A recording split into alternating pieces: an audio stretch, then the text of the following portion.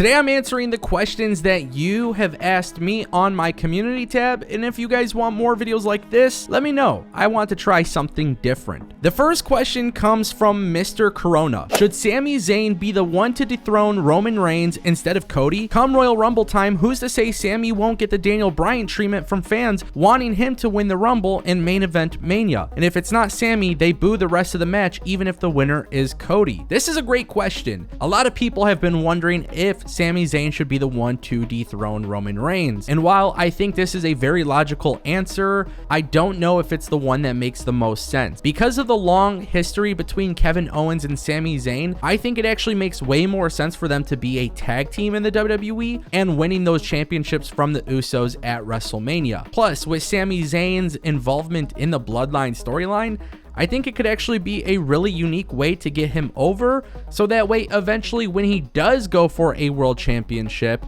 this was the starting point in that big turn of events. Now, with that being said, I also want to point out Cody winning the Royal Rumble would make the most sense, but for some odd reason, I have a very strange feeling that he won't win the Royal Rumble, and that might be because WWE might want to put him with Seth Rollins again. I don't know how I feel about that, but that is something that we definitely got to pay attention to. Our next question comes from DC Vlogs 2904. How would you book Austin Theory versus John Cena WrestleMania 39? Now, if WWE did decide to make this a marquee matchup for the WrestleMania pay-per-view, I think it makes a lot of sense. There's really only one of two matches I could see John Cena in, one of them being John Cena versus Logan Paul or John Cena versus Austin Theory. Now, with Austin Theory being the heel here, I think this has to be an old school match. I think John Cena has to be the babyface that really makes Austin Theory look good. This has to be a 25-minute to 30 match. Get John Cena all of those big babyface pops, all of those big spots that, you know, the crowd obviously will love. And realistically, I would have Austin Theory cheat to win. And I don't think there's anything wrong with that because of the way his character has been portrayed, especially with his newfound attitude. Jose Martinez asks, thoughts on Triple H taking over so far, and what's your prediction on WWE and AEW for next year? So there's two parts to this question. Answering part one, I think Triple H has done a tremendous job as head of creative in WWE. It's not perfect by any means, but I feel like watching a 3-hour episode of Raw, 2-hour episode of NXT, and a 2-hour episode of SmackDown has been quite easy now that Triple H is in charge. The one thing I really enjoy about Triple H's era of WWE is that the small details matter. If you guys watch me on Ango Live here on the channel, then you know I'm constantly paying attention to those backstage segments and all of these small little things that are planted in the background. I think that really makes a big difference in WWE's product. It's a lot of Easter eggs. It kind of gets you excited to see what could happen next. And it looks like Triple H is thinking a lot more into the future of the product within these storylines. I feel like a lot of details actually matter to Triple H, and that's what's been my favorite part so far. It doesn't seem like things are just being thrown together last minute, which was something that seemed pretty much like was happening all the time with Vince McMahon. My prediction for WWE and AEW next year is really hard to answer. I think WWE is just going to continue growing. I want to say WWE is going to make some dramatic changes in the year 2023 to the overall presentation of the product. I think if you combine some new presentation elements with their storytelling, it could be a game changer for the company. And my prediction for AEW next year is actually some really good things. I think 2023 will be a big year for AEW in terms of overall growth. I do expect AEW to start making some very big changes to their storytelling and to certain elements of their product that kind of seem to be a downfall in the year of 2022.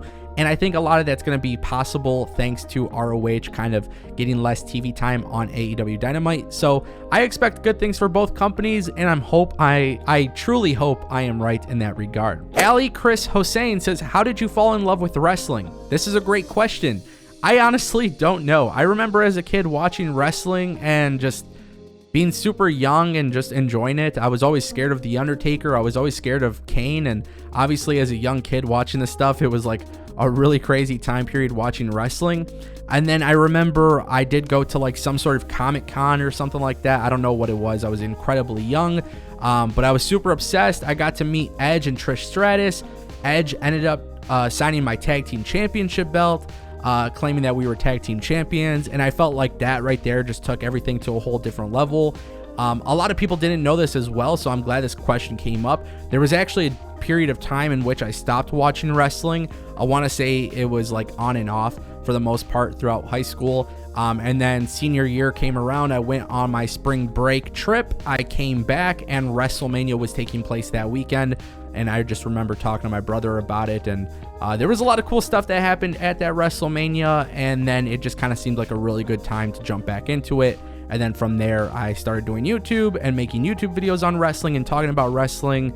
So that was like over 10 years ago. Really insane stuff. But ever since, man, it's just like, I don't know. I feel like wrestling and movies are kind of like the same thing. I'm always trying to pay attention to the storyline. I'm trying to pay attention to the details and the way stories are crafted. And then when you add in the element of great wrestling, I just think it's a really cool thing to watch. So for me, that's kind of how I fell in love with wrestling. Insanity, Andy, haha, great play on words. He asks, if you had to build a brand around a young star such as Darby Allin, MJF, Dominic Mysterio, etc., who would you choose? So honestly, I feel like right now, if I was starting a wrestling promotion and I took any active roster member to be the star of my wrestling show, I think I would pick Austin Theory. And I understand that this might be controversial. However, as a businessman, if I was starting a wrestling promotion, I would have to kind of, you know, take the WWE approach of being more family friendly. Obviously MJF is incredible. Obviously Darby Allin's incredible. I think Dominic Mysterio has a lot of potential. I think Hook has a lot of potential as well. But when I look at Austin Theory and some of the things that he's done on WWE television, I just feel like there could be a lot of potential there. Obviously, with that being said, I would try not to focus on one specific person, but a group of people, similar to what AEW originally did with the 4 pillars. Unfortunately, that didn't last long. But I think that could be a really good start.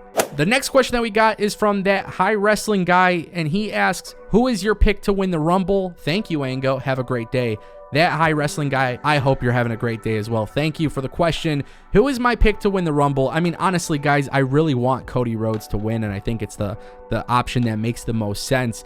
However, if I'm being completely honest, I just don't know if Cody will win the Rumble. So if I had to make a pick, I just, for some reason, I'm getting this idea that WWE is going to have The Rock win the Royal Rumble, and I absolutely don't like that idea. I think it's probably one of the worst ideas that can happen. But if I was WWE and I want to change it up, I would then have Sami Zayn or Kevin Owens win the Rumble. I think that could be a really interesting spark, you know, to build the road to WrestleMania. But ultimately, this is going to be super interesting, and I'm pretty sure we're all going to be wrong in our predictions anyways, because it sounds like Triple H wants to throw a curveball. With that being said, guys, that's all the questions for today's video. Stay tuned because we should do more of this. I'll put some stuff in the community tab if you guys want more Q&As. I'll see you next time.